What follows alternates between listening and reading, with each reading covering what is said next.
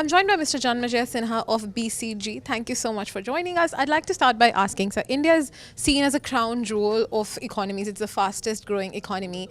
Which are the sectors, according to you, that are showing promise at this point? You know, if you really look at the past, we've always done very well in services. And in services, there are certain areas where we are global leaders. We understand that IT services, and we are, in NASCOM right now. So it is useful to just applaud the people out here for exporting more than we import oil. It's really important. And as we go forward, I do hope that there will be areas in healthcare, in tourism, that will continue to expand in the same way. Of course, there are other areas that will be needed to help other industries. I hope our logistics costs come down and they become more efficient. And there is a lot being spent around that. You look at the roads, the ports, the airports that are being built. That is going to help our overall infrastructure for manufacturing. But if you were to ask me to pinpoint, I would say these are some of the areas that we lead. Like you said, we're at NASCOM and we're talking about IT as a sector that's emerging fast and quick.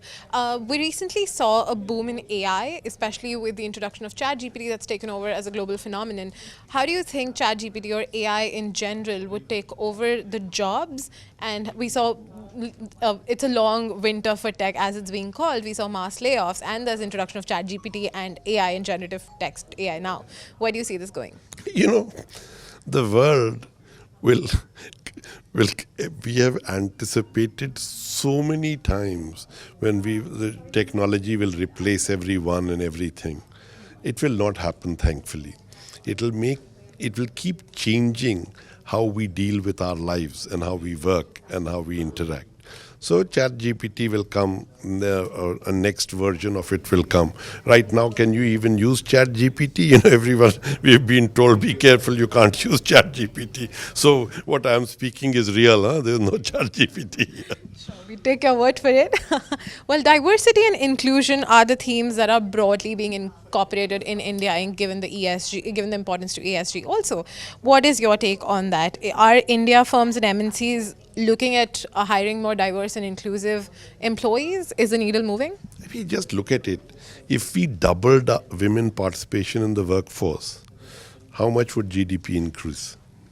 So the fact that currently our level of participation of the women workforce is below Saudi Arabia must get everyone to ask what's going on.